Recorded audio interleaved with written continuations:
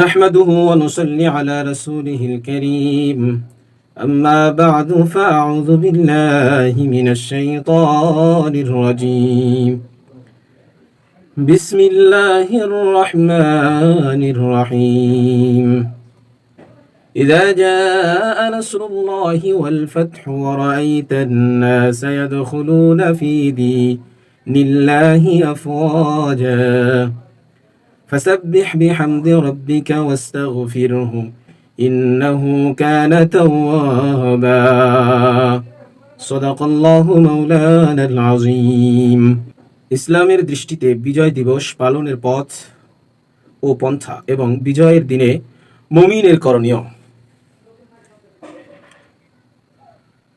আজ 16ই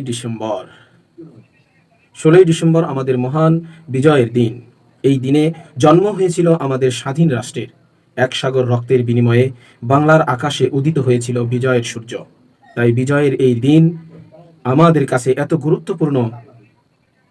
জাতীয় বিজয় দিবস বাংলাদেশের মানুষের জন্য আনন্দের একটি দিন। ইতিহাসের পাতায় লেখা রয়েছে, প্রায় 250 বছর সাম্রাজ্যবাদী ব্রিটিশ শক্তি আমাদের শোষণ করেছে, এদেশের সম্পদ পাচার করে নিজেদের সমৃদ্ধ করেছে। অপরদিকে এই দেশের লাখো মানুষ ক্ষুধা নিয়ে মরেছে। ব্রিটিশরা আমাদের মান সম্মান পায়ের বুটের তলায় পিষ্ট করেছে, প্রতিবাদী কণ্ঠ রুদ্ধ করেছে এবং আমাদের স্বপ্ন আকাঙ্ক্ষাকে কবর দিয়ে দিয়েছে। এরপর ব্রিটিশরা চলে গেল, দেশও ভাগ হলো। সংখ্যাগরিষ্ঠতার ভিত্তিতে হিন্দুরা হিন্দুস্তান কায়েম করলো, আর ইসলামের সুমহান আদর্শ ও সাম্যের উপর ভিত্তি করে গঠিত হলো পাকিস্তান নামক রাষ্ট্র। পাকিস্তানের ছিল দুটি অংশ, একটি হলো পশ্চিম পাকিস্তান আর দ্বিতীয়টি হলো পূর্ব পাকিস্তান। কিন্তু পাকিস্তানি নেতারা অর্থনৈতিক, সামাজিক, রাজনৈতিক সহ সব দিক থেকে আমাদের বঞ্চিত করে তুলতে লাগলো। উদত্ত তাদের এতটা অন্ধ করেছিল যে শত বছরের নির্যাতিত নিপীড়িত মানুষের বুকে গুলি চালাতে দ্বিধা করেনি। ভাষার জন্য, অধিকারের জন্য বাংলার মানুষ আবারও রক্ত ঝরালো, জীবন দিল। কিন্তু এভাবে আর কতদিন? অন্যায় যে করে আর যে সহে, উভয়ই তো সমান অপরাধী। তাই বাংলার দামাল ছেলেরা গর্জে ওঠে, ছাত্র জনতা এগিয়ে আসে, ছাত্র জনতা ভাষার জন্য শহীদ হতে লাগলো। শুরু হয় মাতৃভাষা রক্ষার লড়াই।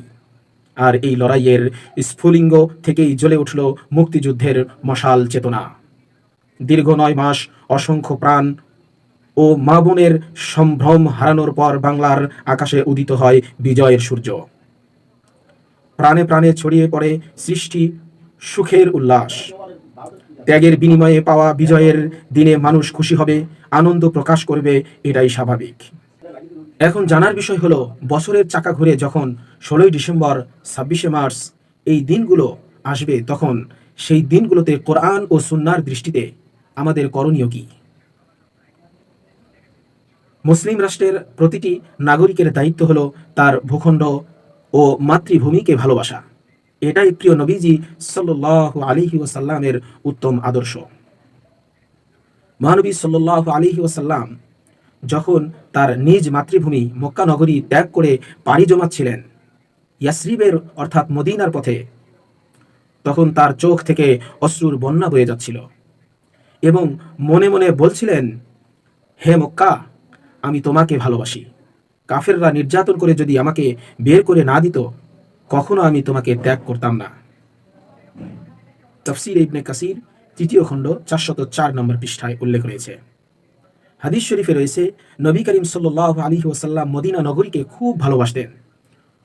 কোন সফর থেকে প্রত্যাবর্তনকালে মদিনার সীমান্তে উহুদ পাহাড় চোখে পড়লে নবীজির চেহারাতে আনন্দের আভাস ফুটে উঠত এবং তিনি বলতেন, এই উহুদ পাহাড় আমাদেরকে ভালোবাসে এবং আমরাও উহুদ পাহাড়কে ভালোবাসি। সহিহ বুখারীর 2য় খণ্ডে উল্লেখ রয়েছে।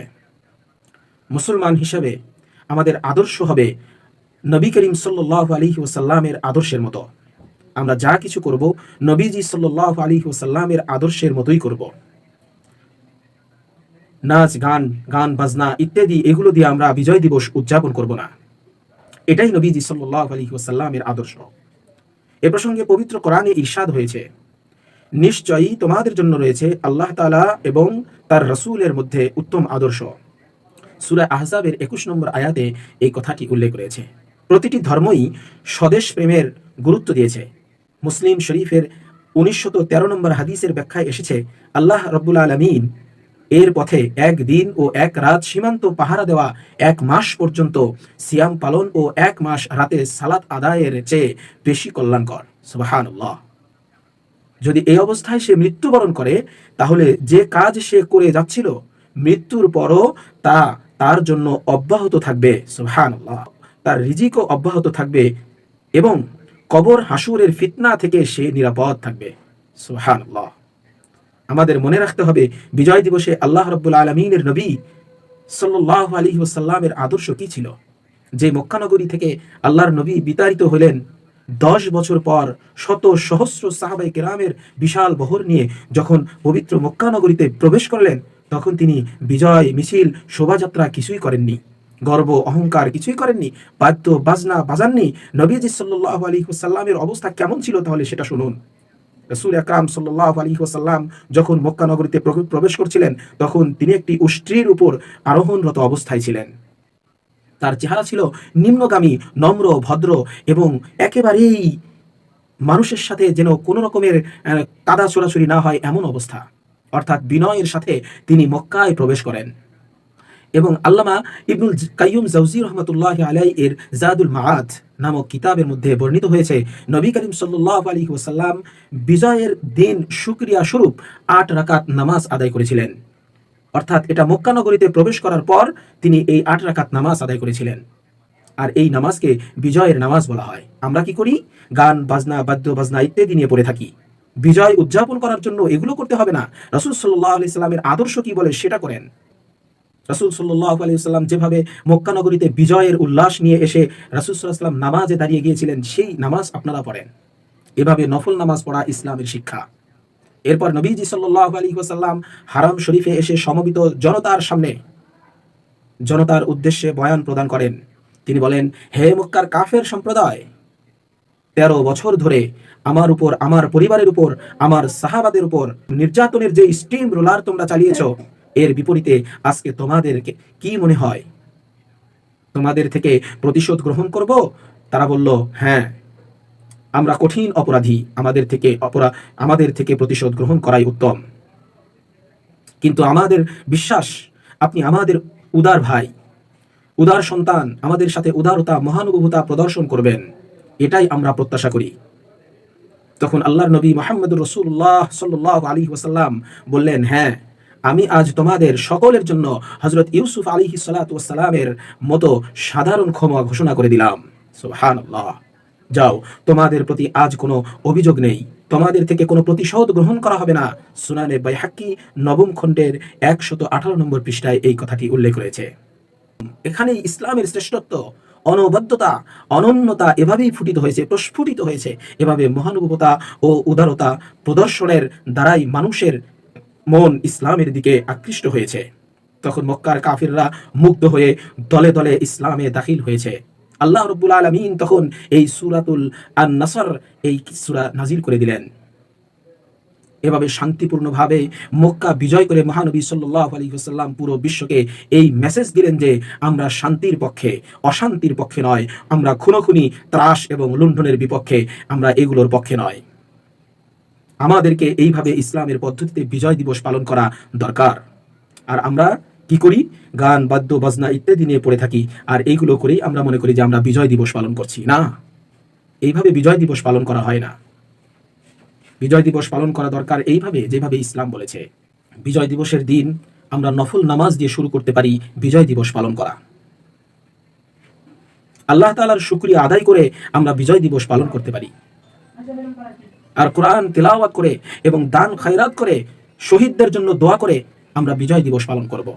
স্বাধীনতার জন্য যারা প্রাণ দিয়েছেন, রক্ত দিয়েছেন, সেই শহীদ ভাই বোনগণের জন্য রুহেস রেসানি, সদরে সানি ইত্যাদি করে আমরা এই বিজয় দিবস পালন করতে পারি।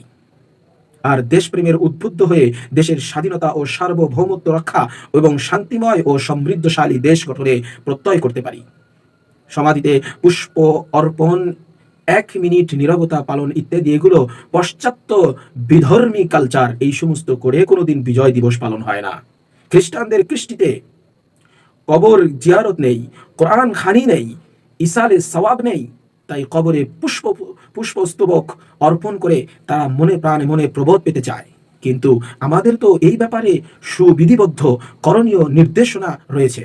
তাই আমাদের কর্তব্য হচ্ছে নিজেদের কৃষ্টি কালচার অনুযায়ী মহান আল্লাহ তাআলার মনোনীত পথ ও পদ্ধতিতে এসব পালন করা, যা সার্বিকভাবেই কল্যাণ ও সাফল্য লাভের উপায়। পবিত্র কোরআন ও হাদিস থেকে আমরা বুঝতে পারলাম যে বিজয় দিবসে আমাদের করণীয় হলো 1 নম্বর আল্লাহ রাব্বুল আলামিনের বরত্ব ও পবিত্রতা বর্ণনা করা। 2 নম্বর যুদ্ধ চলাকালে যেসব ভুল ত্রুটি হয়েছে তার জন্য আল্লাহ রাব্বুল আলামিনের দরবারে হাত তুলে ক্ষমা চাওয়া। 3 নম্বর 8 রাকাত নফল নামাজ আদায় করা। 4 নম্বর মৃত ব্যক্তিদের জন্য ইস্তিগফার করা, অর্থাৎ যারা দেশের জন্য শহীদ হয়েছেন, প্রাণ দিয়েছেন, তাদের জন্য দোয়া করা। 5 নম্বর দোয়ায় মশগুল থাকা। 6 নম্বর আল্লাহ রাব্বুল আলামিনের শুকরিয়া আদায় করা। শেষ কথায় বলা যায়, দেশপ্রেম ও মাতৃভূমির প্রতি অকৃত্রিম ভালোবাসা হচ্ছে ইসলাম সম্মত বিশেষ সহজাত একটা গুণ। সুতরাং দেশের বিজয় দিবস আমাদের গৌরব এবং আমাদের অহংকার। ওয়াল্লাহু আ'লামু বিস-সাওয়াব। ওয়া আখিরু দাওয়ানা আলহামদুলিল্লাহি রাব্বিল আলামিন।